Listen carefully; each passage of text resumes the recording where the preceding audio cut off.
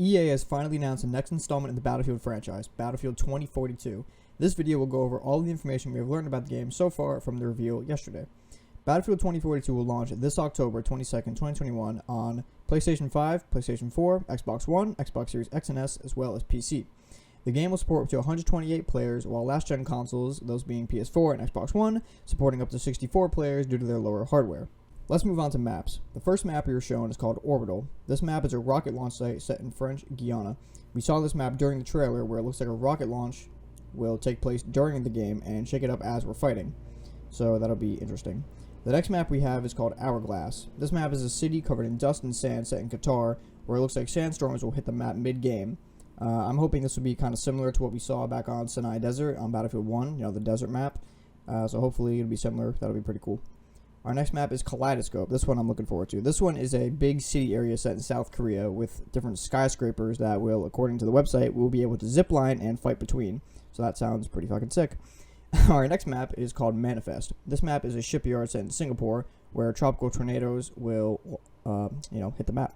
So this one I'm in particular excited for because the tornadoes sound and look awesome. We saw these in the trailer with the guy in the wingsuit and all that, so that's going to be a good time. Our next map is Discarded. This map is a beach set on the Indian west coast, and there are different shipwrecked ships that we will be able to climb and fight through. And according to the map description, the map will also feature storms.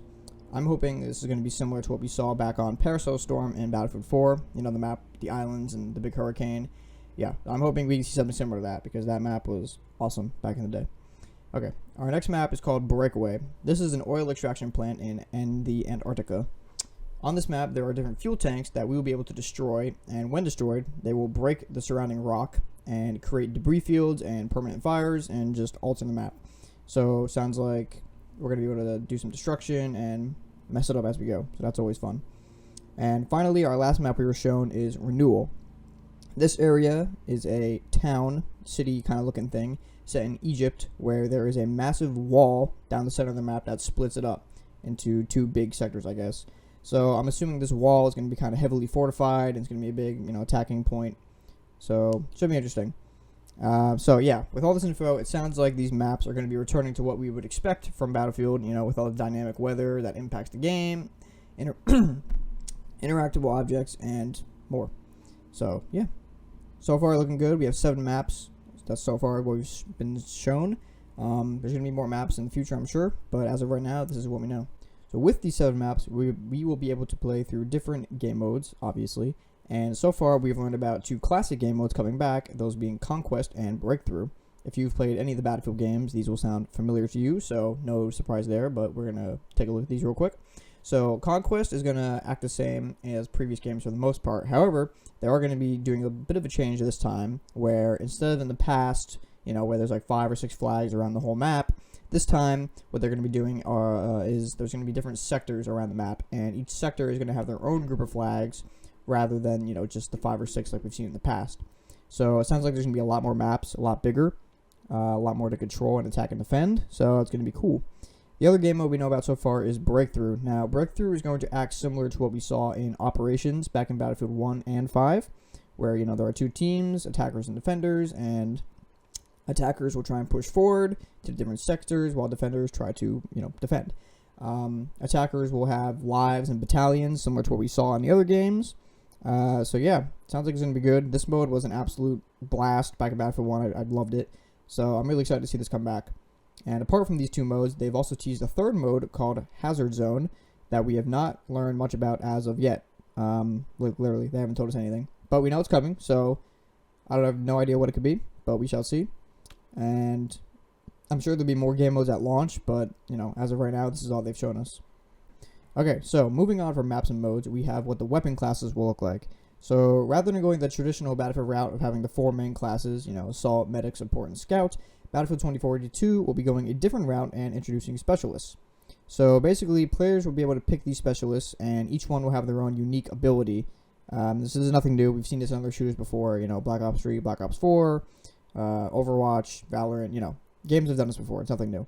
So EA, they did note, however, that each specialist will have their own unique ability, but the rest of the loadout will be weapons, lethals, all that will be customizable like normal. It's just the specialist abilities that'll be unique to the character. So at launch, there will be a total of 10 specialists, and as of right now, they have revealed 4. So we're going to take a look at those. Our first specialist is this guy. His name is Webster McKay. Webster is described as a lone wolf ex-military guy whose abilities will include a grappling hook and a perk that will allow players to move faster while ADSing. So, judging off this information, it sounds like Webster will be similar to what we'd expect from the regular assault class. I'm looking forward to using the grappling hook. That's going to be pretty cool, like fucking Batman, some shit, I don't know. Especially on that skyscraper map, that might be interesting. So yeah, Webster is looking pretty sick. Our next specialist is this woman. Her name is Maria Falk. Maria will specialize in being the medic for the team, as her main specialist ability will allow her to fire a syringe that can heal teammates or damage an enemy if they are shot with it. Maria will also be able to revive dead teammates, which again we've seen in previous Battlefield games. So yeah, Maria will pretty much be taking over for our medic role. Our next operator is, alright, forgive me, his name is Piotr Boris Guskovsky. Alright, so I'm just going to call him Boris Johnson. Alright, Boris will act similar to our support class that we've seen in previous games, and his ability, he will be able to place a sentry turret that, fires at enemies. Boris will also have a perk that will allow him to automatically spawn an enemy once his turret locks onto them. So that'll be pretty useful for defending points and all that. Lastly, or as of right now, the last operator we've been shown so far is this guy called Wickus Casper Van Dale. That's quite the name. So Casper will serve as our scout type and will sport a fancy schmancy recon drone that can spot enemies, and this recon drone will also be able to deploy EMPs. Casper will also have a movement sensor that he can fire, and again, we've seen this kind of thing before. You fire the sensor, and on the map it'll show you if there's an enemy nearby and that kind of thing. So, like I said, apart from these abilities and perks, the rest of the loadout will be totally customizable, so you don't need to worry about that. And the remaining operators will be revealed to us in the coming months. Alright, lastly, we have some news that can be looked at as good or bad, depending on where you stand on the topic. So, with Battlefield 2042, EA and Device have announced that they will be taking a new route for Battlefield and treating this game as a live service. Dun dun dun. Yeah, I know. Okay.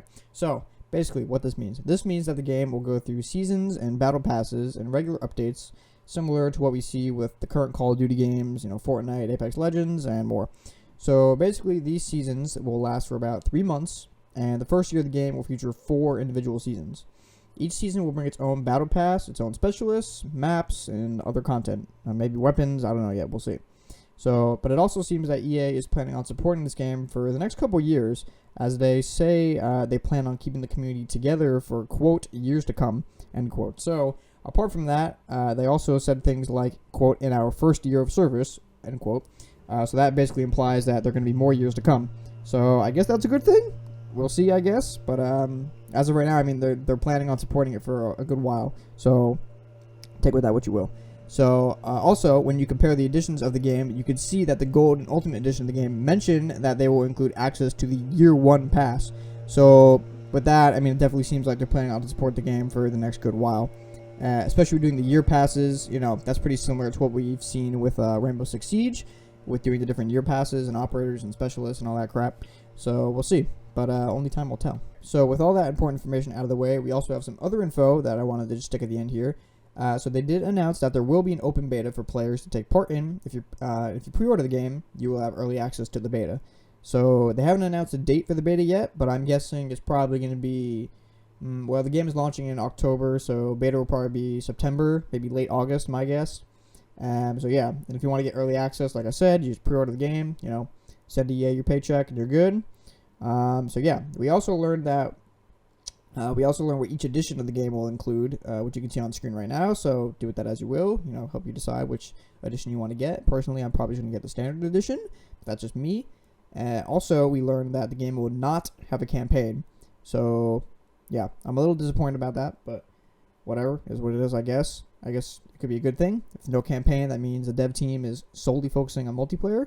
So hopefully that means it's going to be good. But, yeah. So, with all that being said, I think the game is shaping up to look pretty good. I liked the trailer. I thought it was good. I'm just glad. I'm glad to see Battlefield back, especially after the horrendous Battlefield 5 that we had. So, yeah. that is everything we know about Battlefield 2042 as of right now. So thank you for watching, and we'll see you next time.